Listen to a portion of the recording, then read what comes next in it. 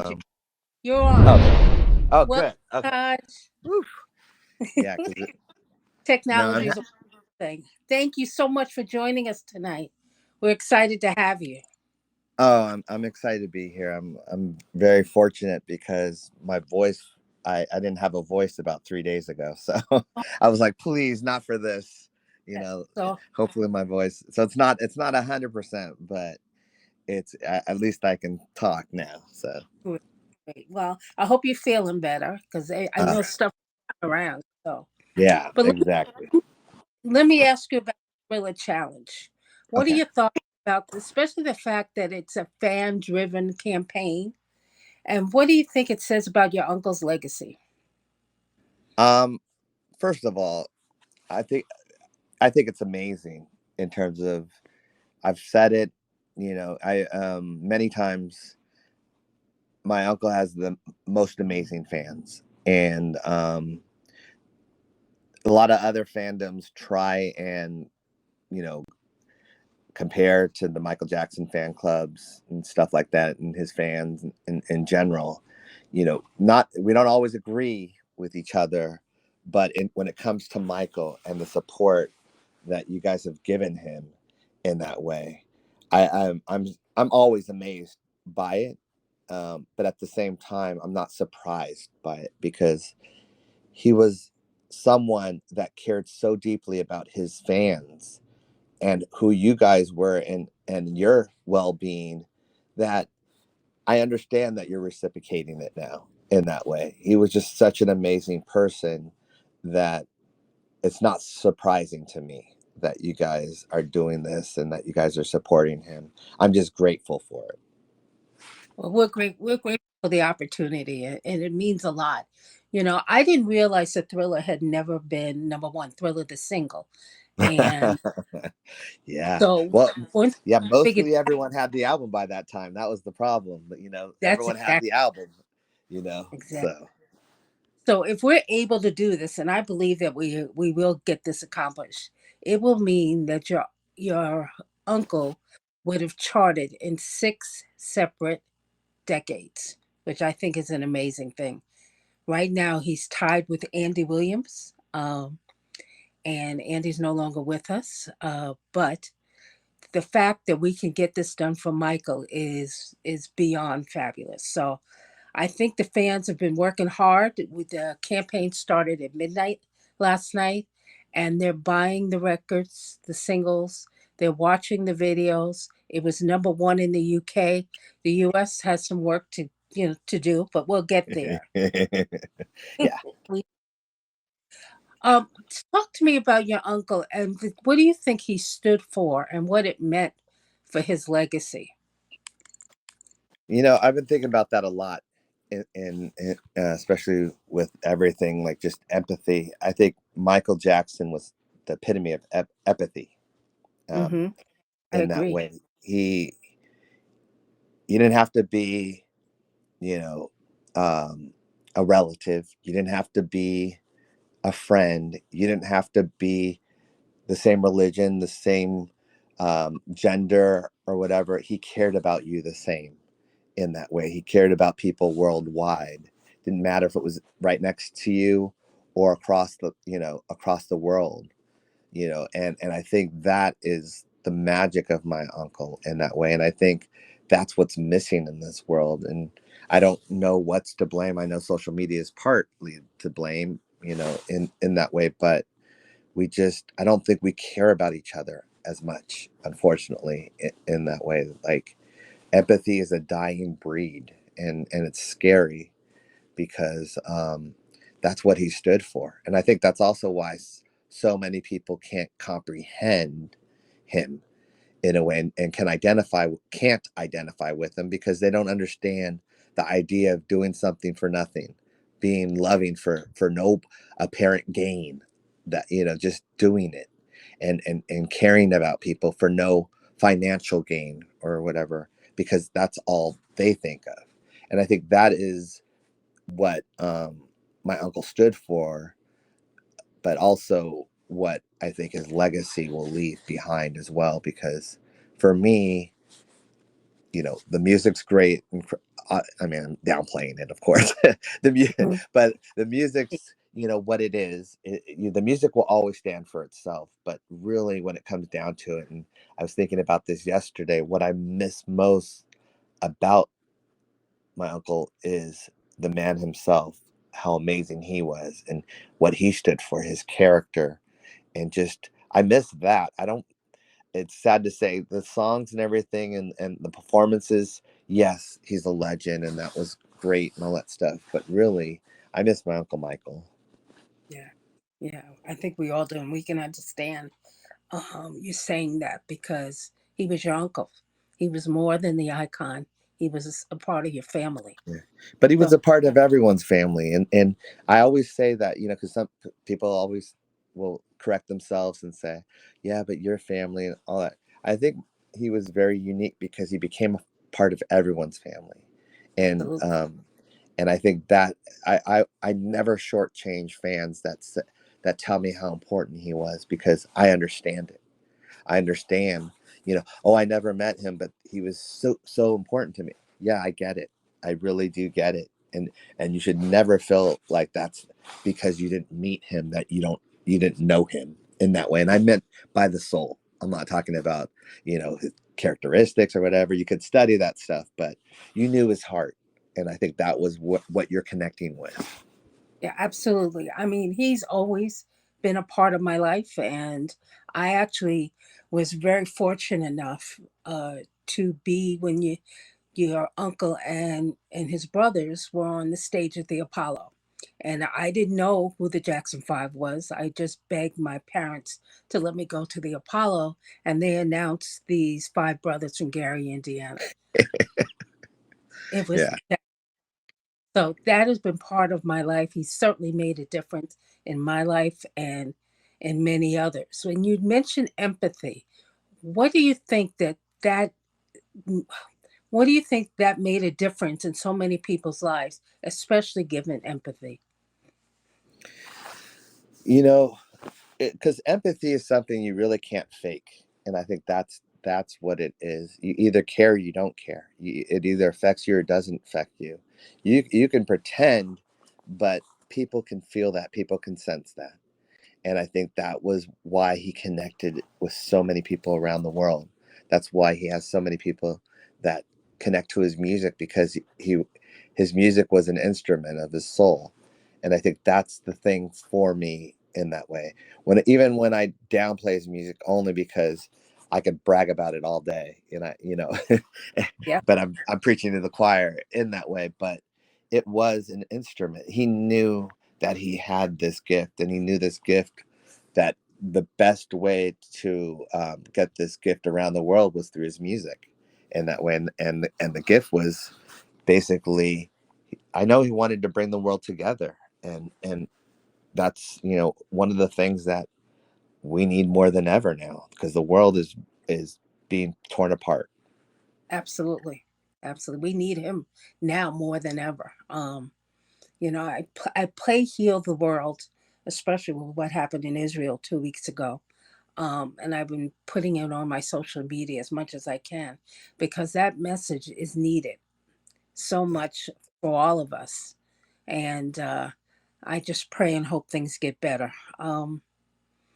One of the things I wanted to talk to you about is that I'm fortunate enough to live in New York and I get MJ the musical and I've seen it 15 times. I'm happy 15 times. And I'm going to London in March to see it again. But the thing that impresses me the most um, is the little kids that show up. And some of them are 5, 6 years old and they're dressed like your uncle and they're wearing the outfits and the gloves and they will tell me what hand the glove belongs on. I mean, they know.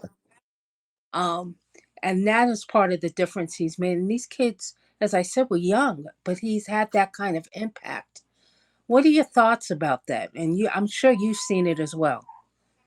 I the thing for me, like, kids are amazing because you, the greatest thing that's happened to me is my kids in that way, because I've been able to it's really connected me closer to my uncle, to be Hmm. honest, because I always I understood what he meant, but at the same time, I get to see what he meant now in that way. And not only, do my kids gravitate towards Michael Jackson in terms of, I can't tell you how many times today we've seen "Remember the Time" Yeah. music video, you know.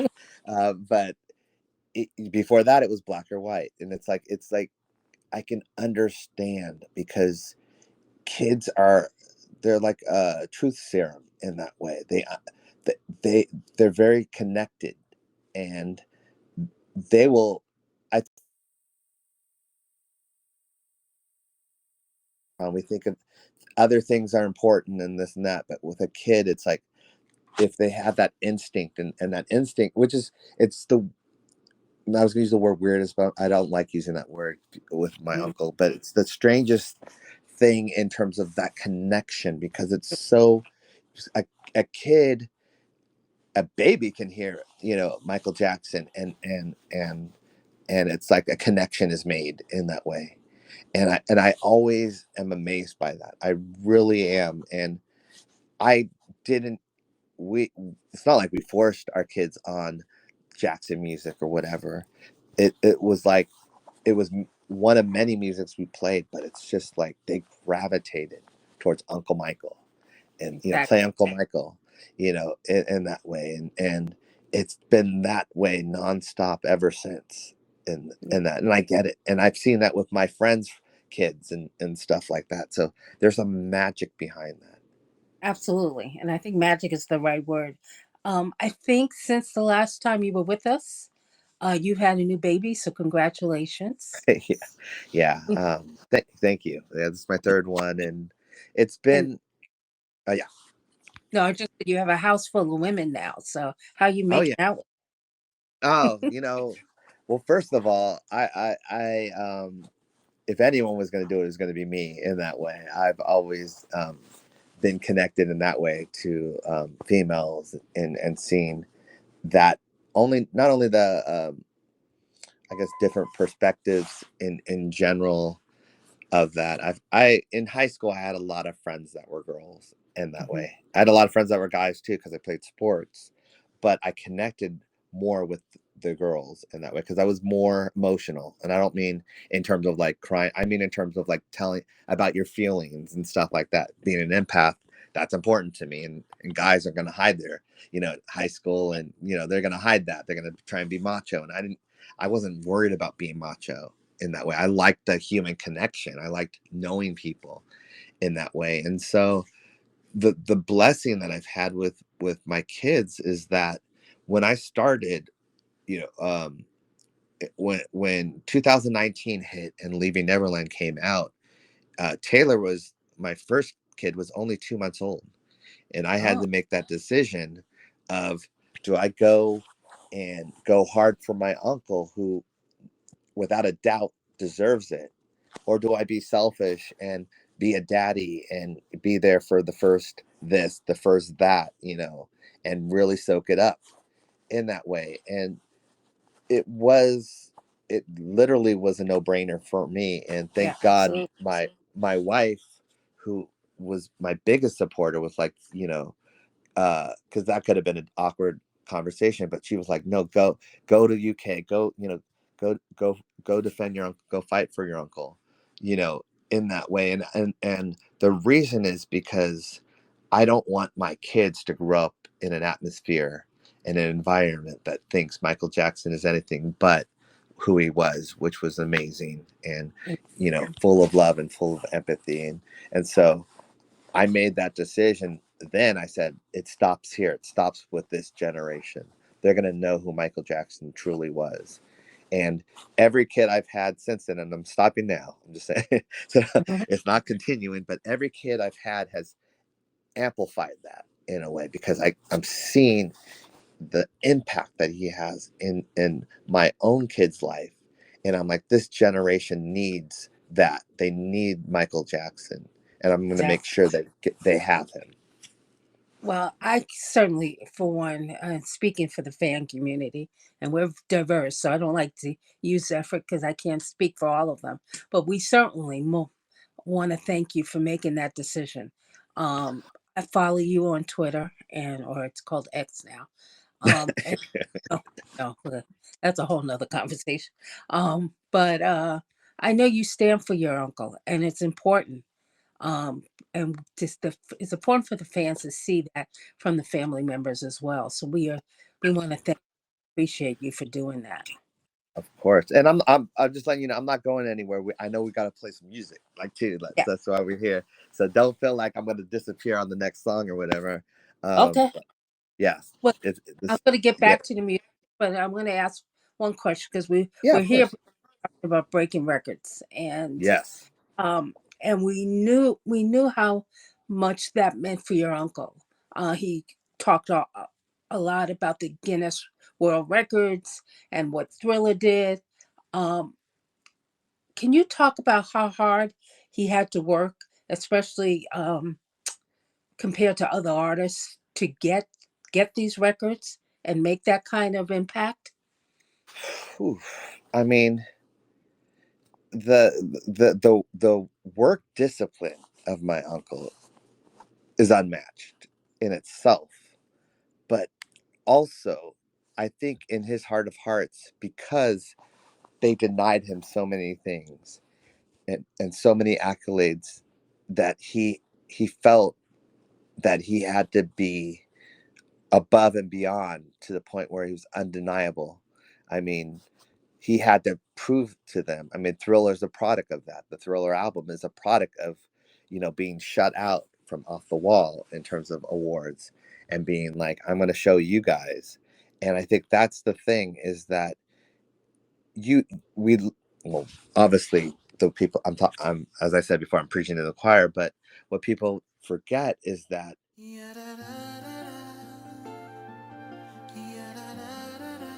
You notice in the chat room, we have different teams in the I chat room. was checking I was checking it out, and someone did say it definitely era wise, I would say, yeah, someone hit it on the head. I would be Victory Tour era.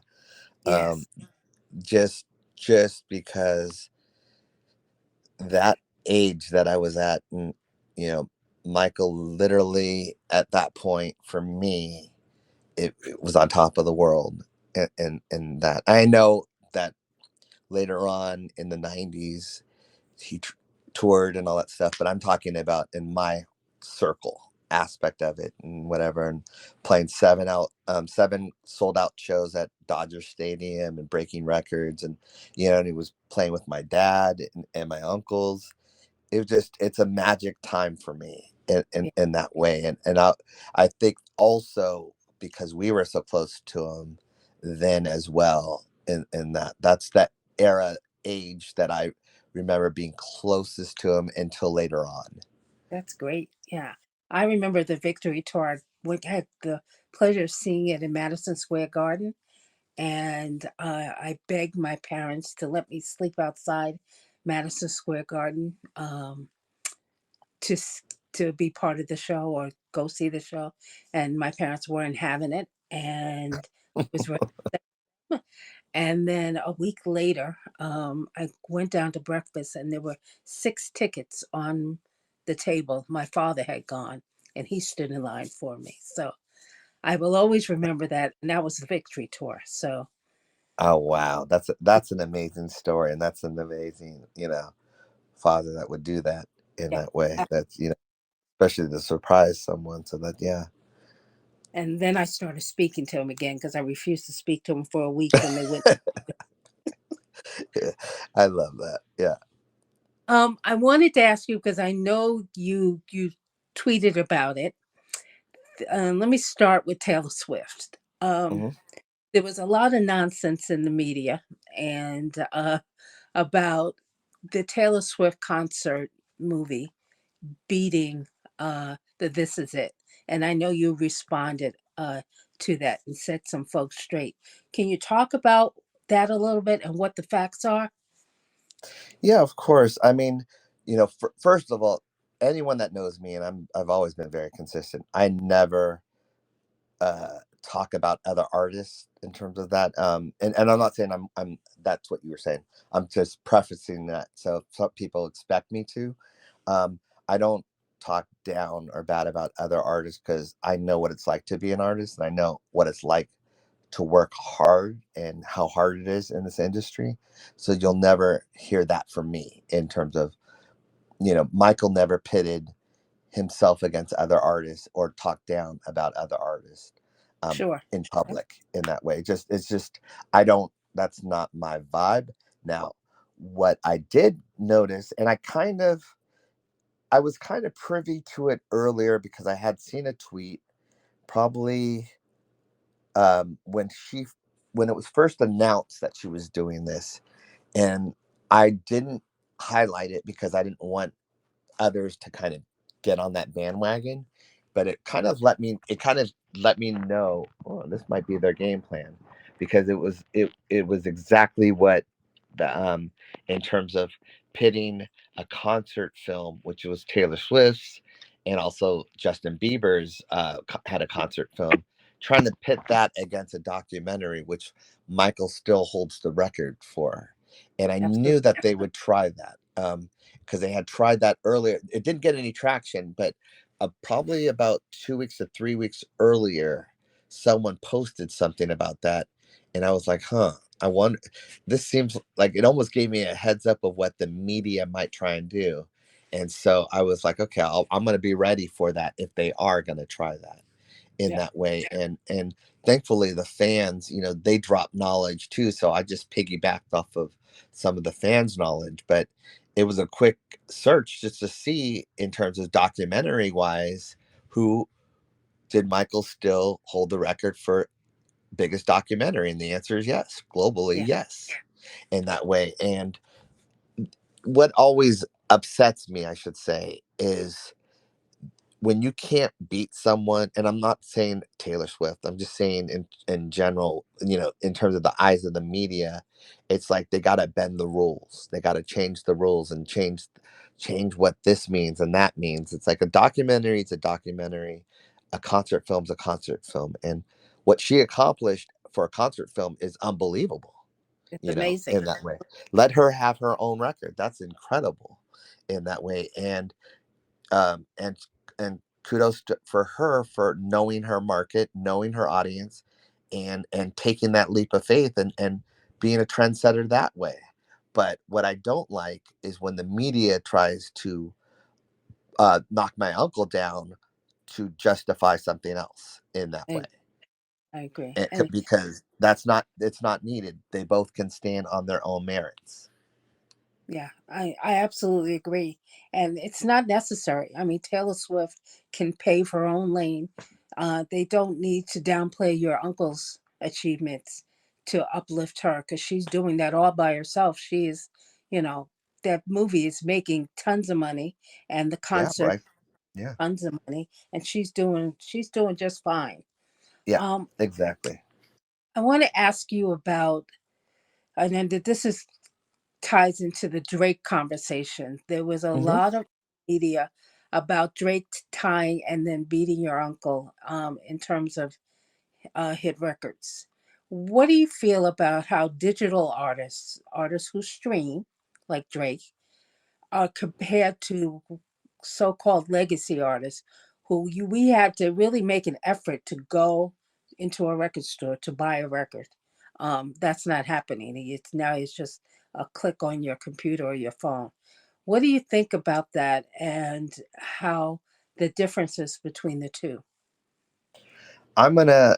I was gonna use a sports analogy, but something just came up right now that I will use a movie analogy.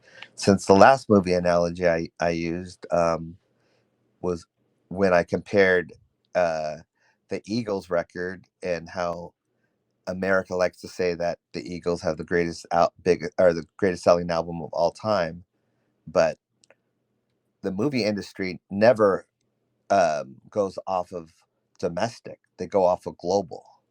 And Exactly. so the greatest album of all time globally is Thriller and will never be beaten. But for some reason, domestic is what is used in the music industry in that way, or at least that's what they're trying to do. And Hmm. it's the same thing here with the streaming versus legacy in that way. I would say there's a big difference from pressing play on your computer or on your phone than going outside and having to wait in line to buy an album or buy a single. There's a big difference. And each one can have its own chart, but they're not equal. Yeah, Imagine if imagine if we based the highest grossing movie of all time on streams. It's not exactly. because that's what that would be the equivalent of is how many streams. It's two different charts. It's two different metrics in that way. It's very easy for me to not to just press play and try stuff out. But when you had to buy it, you had to make that decision of what do I want? Do I want this or do I want that? And I think that's a big difference. And I think there should be two charts. I think there should be a sales chart, like for actual physical sales, and a streaming chart for people that stream. Absolutely. I agree with you. And and I think the legacy chart of Billboard should be the sales one because that's what it was based off of. That's what Billboard started, and to change the rules and now is unfair. And I'm going to throw my sports one in anyway. It would be the equivalent of, and I'll use football, soccer, football, whatever you want to call it, and, whichever language you want to call it in. I'll use that analogy since we have a lot of worldwide fans here. It would be the equivalent of, oh, there's too many low scoring games. Let's expand the net. Let's make the net bigger. Yeah. Well, that's not fair to all time scoring leaders because now all of a sudden there's going to be more goals. And is that fair for people that really had that same net the whole time and had to find a way to get that through the goalkeeper? No, because now the net is bigger. And so there's going to be more goals. And it's the same thing with streaming. There's going to, I mean, it's, I'm trying to stay calm, but it's ridiculous in terms of your whole album can chart. Like, Yeah. and I've seen fans say that, like, back in the day, me as an artist, you had to pick your single. You had to say, Yeah. you had to look at which one and go, huh, which one of these has the best chance of being the biggest? Okay, strategically, what's next? And then what's after that? And what's after that? Now you just throw it all, the album just charts and everything charts and it doesn't matter in that way. So it's just a different mindset. And I'm not hating on the streaming world because Hmm. it's where we're at and it's the reality. I just think it should be separate measurements I in that agree way. with absolutely. I agree with you. I had some fans send me questions they wanted me to ask you, and Yeah. one is a really good one. How can we, the advocates and the fans, be the best possible help for you and your family on social media? The hardest thing is, and I see it with the media is, they tried with Michael, but it's not. It's just they can't deny Michael. They can't deny his legacy. They can't erase him. They still try to this day. Yep. Um, but one of the things, because you mentioned my family, one of the things I have noticed is that they aren't brought up as much in that Hmm. way in conversation. And one of the fears I have, and I'm not saying that this is going to happen, is just, I would hate I hate for a world where the Jacksons and the Jackson Five are forgotten, Yeah. because they were the trailblazers of that. And I don't feel like their legacy gets the props and credit that it deserves. Yeah. I agree with you. Absolutely agree with you. Um, why is it so important that Thriller be respected and recognized as iconic? Um,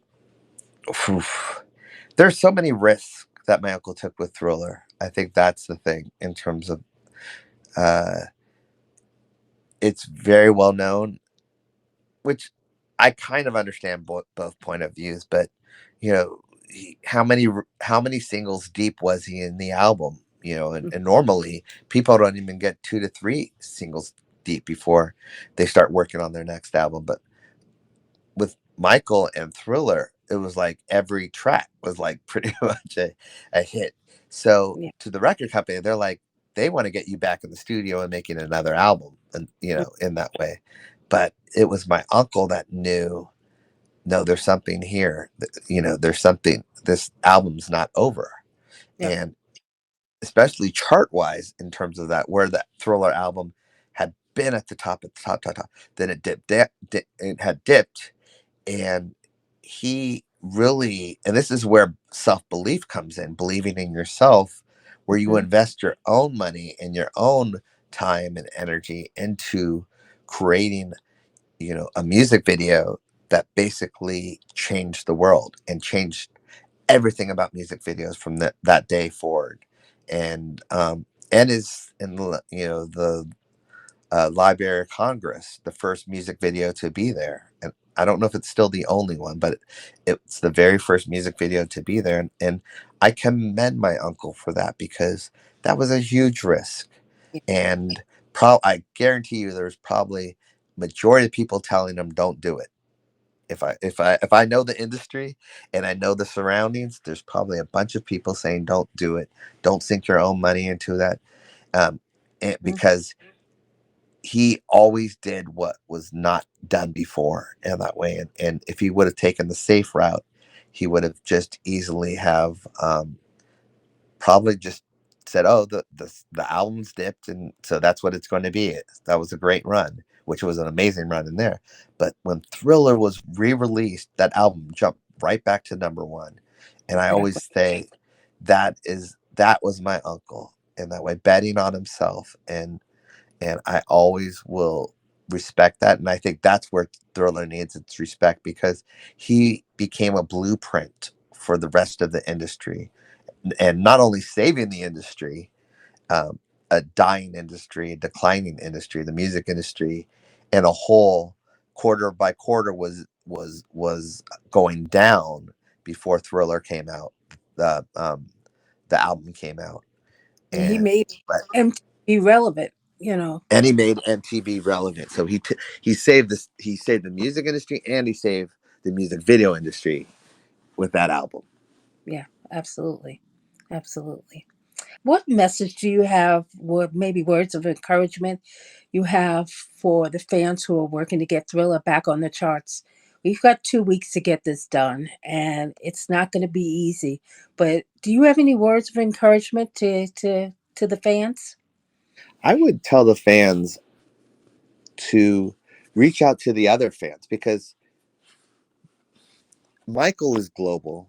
Michael, and I know we're trying to get to America, but at the same time we have a global chart as well. Hmm. Michael's global, but his fan reach. A lot of people don't. They're not tuning into. I was going to say Twitter, but okay, Twitter, X, or Insta. They're not on social media every day. They're not checking. They don't know. But reach out to those people, because you'll be surprised. We can rally people behind the idea of getting Michael to number one, to get Thriller to number one, because a lot of people would be like, "There's no way Thriller didn't hit number one in that." And really, what does that cost in that way, if you buy the single from Apple TV or Amazon or one of those? What does that really cost you in that way? It's less than a cup of coffee. So Yeah, exactly, exactly. So I would What? say spread the word, get the word out there, get it to as many fans that you know, and in that way, because I know that the diehards, and I'm including myself in that too. We're gonna do our part, and we're gonna, but at the same time, don't underestimate the global appeal, because it people will get on board if you spread that message in that way and let them know about it. Yeah, Oh, my and sorry. Last thing, because go ahead. this is very important. Call your local radio stations. Hound Yes, them. Tell them what you're doing. Let them know. Like, they might jump on board. Say, I, please, play Thriller, because Michael Jackson Thriller never went number one, and we need your support. They might champion it. I think that's a great idea. And it's something easy you could do. You can reach out to a radio station on your phone or your computer, Yeah. request lines. I think that's a great idea. You know, one of the things that I spent the morning doing is reaching out to my family and my friends who may not be necessarily in the fan community like I am, but appreciate Michael's. And I asked them to buy Thriller, and it was $1.29. I mean, it's not a whole lot of money, and they did it. And I think that's what's going to get That's Michael. that you hit it on the head. That's the thing, because they they love Michael, but it's they're not the ones that are on all the time, and that but they love that music in that way. And for a dollar, what is it, $1.29 you said? Whatever, yeah, for whatever cost it costs, it's like, oh yeah, I could do that. Yeah, absolutely. Taj, I want to thank you for joining us. You're more than welcome to hang out. We're going to play some more music. But we appreciate the fact that you support this cause and you know how important it is to the fans. And tell your rest of your family. We would love them to come on. We've got another 2 weeks of Stationhead, and Oh we would yeah. love the family Well, what members I'm on. gonna do too, I'll let you know too. I'm gonna probably this will I'll jump off, but I'm coming back. This isn't a one-time thing for me, because I will be back within those 2 weeks Great. Would love to. to do some more. Yeah, Yeah, I 2 more shows, and there's a whole list of great DJs. But I'm going to be on Halloween, and I think October 26th. And Justice that's for Some can tell me. She tells me what I need to do, and I'm there. So, I but love it. I love it. I want to thank you for joining us. And one other thing, and I, if you can get a message to your cousin Brandy, because Hmm. this week I want to get into the particulars, but it it validated what she had to say and the courage she took to come forward. And many of us tweeted about her this week. So thank her for us because it's important. I But will that, for sure. all She will right, love to hear that too, and I will for sure. there. She's a Thank sweetheart. you. Yes, absolutely. Thank you. Come visit us anytime. We'll be on Stationhead.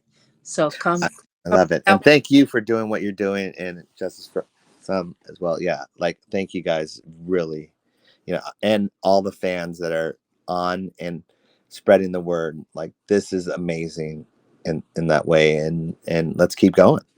Absolutely. All right. We'll see you again soon. Thanks, Taj. All right, take care. Don't go, there's more. TJ Jackson comes to the station head to share rare stories of his uncle. And Taj came back the following week for this thriller challenge. So make sure you check out the next two posts. And don't forget to sub to this channel for more content like this.